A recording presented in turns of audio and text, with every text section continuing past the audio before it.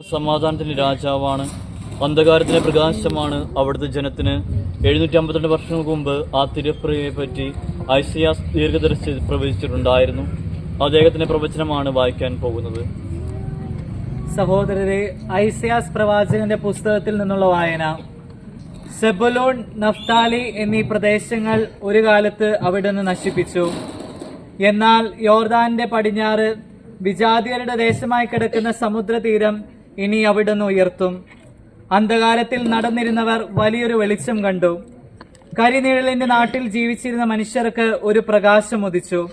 അവിടുന്ന് അവരുടെ ആനന്ദത്തെ വളർത്തി, അവരുടെ സന്തോഷത്തെ വർദ്ധമാനമാക്കി. കൊയ്ത്തുകാലം വരുമ്പോൾ സന്തോഷിക്കുന്നവരെ പോലെയും കൊള്ളവസ്തു പങ്കിടുമ്പോൾ ആനന്ദിക്കുന്നവരെ പോലെയും അവിടുത്തെ തിരുമുൻപിൽ അവർ ഉല്ലാസഭരിതരായി തീർന്നു. എന്തുകൊണ്ടെന്നാൽ നമുക്കൊരു ശിശു ജനിച്ചിരിക്കുന്നു, നമുക്ക് ഒരു ഉണ്ണി പിറന്നിരിക്കുന്നു. അവിടുന്ന് രാജ്യത്തിന്റെ അധികാരിയാകുന്നു.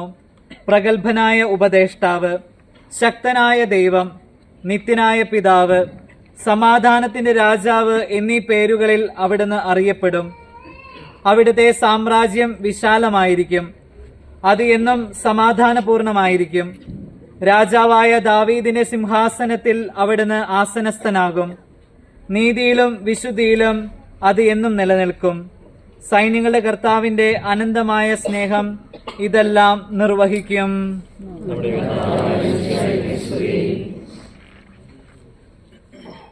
അദ്ദേഹം എളിയവരെ പരിപാലിക്കുകയും ദരിദ്ര സന്താനങ്ങളെ സംരക്ഷിക്കുകയും മർദ്ദകരെ തകർക്കുകയും ചെയ്യും. സൂര്യചന്ദ്രന്മാരുള്ളിടത്തോളം കാലം എല്ലാ തലമുറയും അദ്ദേഹത്തെ വന്ദിക്കും. പുല്ലിന്മേൽ മഴത്തുള്ളി പോലെയും ഭൂമിമേൽ മഞ്ഞുതുള്ളി പോലെയും അദ്ദേഹം ഇറങ്ങി വരും. അദ്ദേഹത്തിന്റെ ഭരണകാലത്ത് നീതി പുഷ്പിക്കുകയും ചെയ്യും. സമുദ്രം മുതൽ സമുദ്രം വരെയും നദി മുതൽ ഭൂമിയുടെ അതിർത്തി വരെയും അദ്ദേഹം ഭരണം നടത്തും.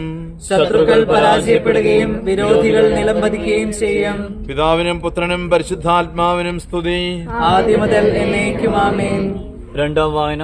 ഇസ്രായേൽക്കാർ ഈജിപ്തിലെ അടിമത്തത്തിൽ നിന്ന് മോചനം പ്രാപിച്ച് സ്വന്തം നാട്ടിലേക്ക് മടങ്ങുന്ന വഴി മോഹാബ് എന്ന രാജ്യത്തിൽ തൽക്കാലത്തേക്ക് പാളയം അടിച്ച് താമസിച്ചു.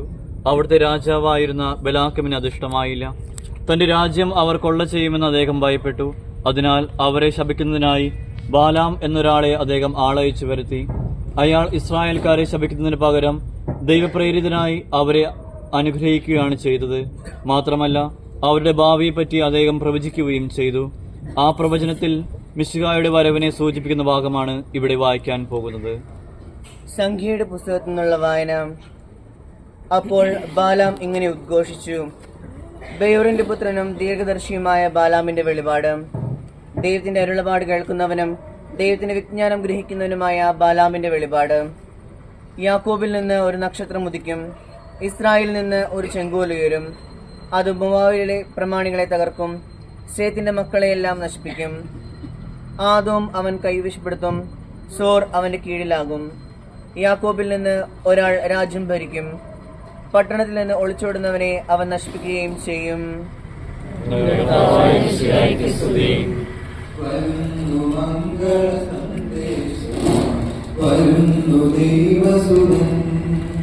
കുളിർമയരുളും സുവിശേഷവുമായി വരുന്നു ദൈവസുതൻ, വരുന്നു മംഗള സന്ദേശവുമായി വരുന്നു ദൈവസുതൻ.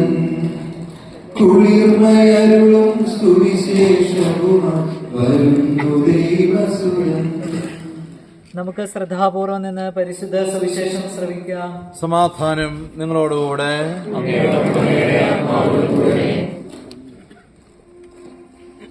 വിശുദ്ധ യോഹന്നാൻ അറിയിച്ച നമ്മുടെ കർത്താവ് ഈശോ മിശിഹായുടെ പരിശുദ്ധ സുവിശേഷം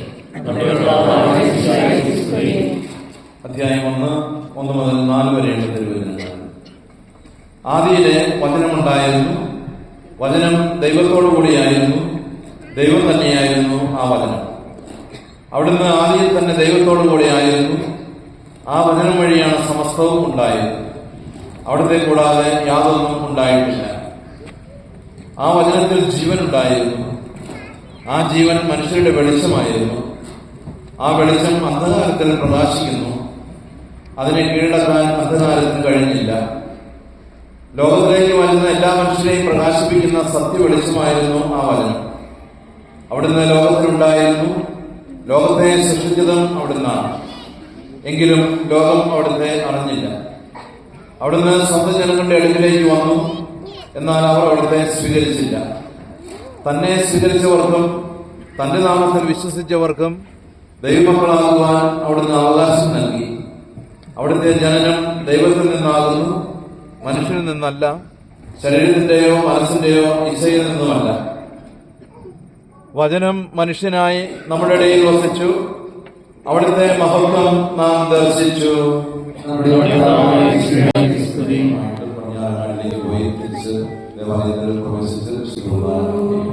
നരനായി ജഗത്തിൽ ജനിച്ചു, ഇരുളിൽ പ്രകാശം തെളിഞ്ഞു, കരളിൽ പ്രമോദം നിറഞ്ഞു.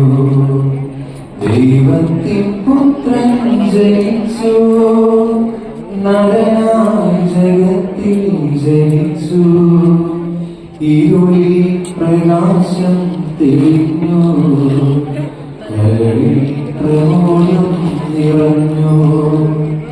ദൈവത്തിൻ പുത്രൻ ജനിച്ചു, നരനായി ജഗത്തിൽ ജനിച്ചു, ഇരുളിൽ പ്രകാശം തെളിഞ്ഞു.